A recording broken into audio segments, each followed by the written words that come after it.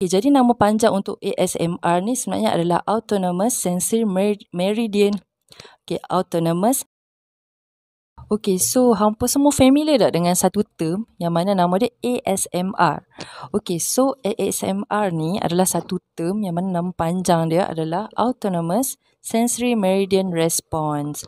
So ASMR ni kalau kita biasa dengar lah kan, ramai yang kata apa ASMR mukbang lah, yang mana kita tengok orang makan, lepas tu kita dengar bunyi-bunyi dia mengunyah, bunyi dia gigit, keruk-keruk tu kan, bunyi crispy bagai tu.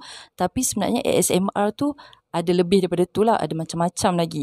So hari ni sis nak share yang mana macam kalau sis sendiri, sis agak kurang, bukan nak kata tak suka, tapi macam tak berapa sangat lah kalau yang ASMR makan kan, mukbang apa semua tu. Kalau macam sis sendiri, sis lebih prefer untuk tengok ASMR yang role play. Yang mana kalau macam kita tengok kan, kalau macam ada ternampak video ke dekat YouTube apa semua tu, ASMR ni memang buat masa sekarang ni dah terlampau banyak channel-channel ASMR dekat YouTube kan. Ada macam-macam, ada yang baru, channel baru ada yang dah lama pun ada kan.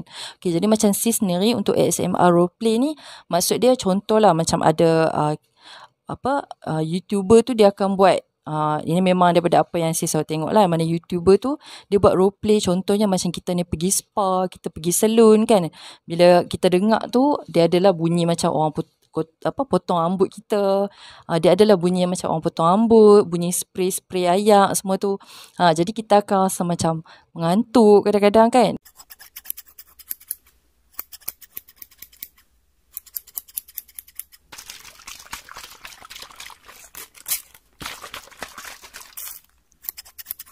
Jadi sebenarnya ASMR ni kebanyakannya memang banyak orang tengok tu disebabkan yang itulah faktor tu, yang mana dia boleh membuatkan seseorang tu rasa relax, rasa tenang. Tapi ada juga golongan-golongan yang dia tengok ASMR tapi dia tak rasa apa-apa pun. Yang itu memang adalah, yang mana kalau macam, tapi untuk orang yang memang dia tengok tapi dan dia rasa sesuatu ataupun dipanggil sebagai tingle ataupun tingling sensation, yang mana ada setengah orang tu dia akan rasa macam rasa macam meremang dan sebagainya kan. Ada yang rasa tak tahulah ya, tapi sis tak ada lah sampai rasa macam meremang tu, tak ada lah. Cuma sis suka dengar, kadang-kadang sis akan dengar ASMR waktu macam tengah buat kerja ke kan, dia akan bagi kita rasa macam untuk relax lah. Tapi ASMR ni juga kalau untuk orang yang ada insomnia ataupun orang yang tak boleh tidur kan, memang kebanyakannya mereka ni prefer untuk dengar ASMR ni lah, ikutlah role play ke apa kan. Tapi sis rasa yang famous dekat YouTube ni banyak yang tengok role play, sebab role play ni dia macam-macam lah. Jadi macam ASMR ni, untuk pengetahuan hampa juga, sebenarnya dia dah lama dah ada kat dalam industri, dah lama dah sebenarnya benda ni dah wujud. Yang mana yang sis perasan lah, ada seorang YouTuber ni, dia untuk ASMR dia pakai panggil golongan ni sebagai ASMR artist. Yang mana ada seorang YouTuber ni, nama dia kalau tengok channel dia kan, Gentle Whispering ASMR.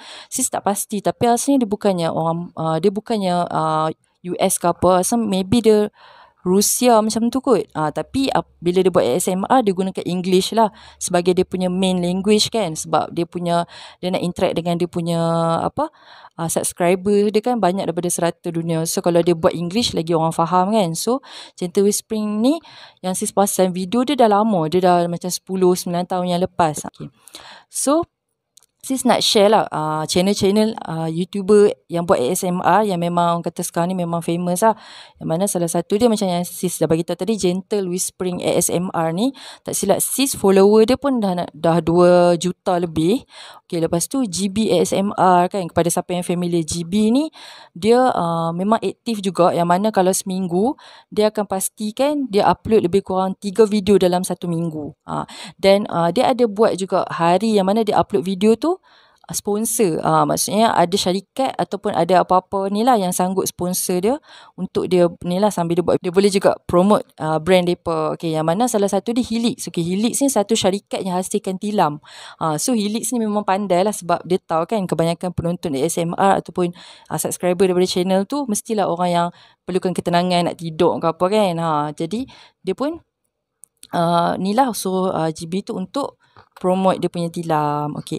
And then yang satu lagi ni, dia YouTuber ni, dia seorang YouTuber Korea yang mana nama dia Latte ASMR. Latte ASMR ni sis memang respect lah dengan dedication dia, yang mana kan kebanyakan lah kadang-kadang ada YouTuber yang buat ASMR ni, kadang dia pun suka juga guna green screen kan sebagai dia punya latar belakang. Tapi untuk Latte ni, dia akan pastikan apa yang dia guna tu adalah yang real. Maksudnya dia contohlah kalau macam dia buat role play tentang dia jadi makeup artist kan, maksudnya you subscriber dia tu idol lah, artist lah, so dia akan makeup kan.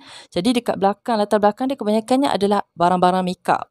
Yang betul. Dia sangat-sangatlah detail dalam menghasilkan video ASMR, yang mana dia akan pastikan bunyi-bunyi bunyi-bunyi tu adalah bunyi yang layered lah. Contoh macam dia makeup kan, dia akan pastikan bunyi tu memang bunyi brush. Kalau macam dia sikat rambut tu, dia akan bunyi memang bunyi real lah, macam bunyi orang yang tengah ni lah kan, sikat rambut, bunyi rambut yang disikat.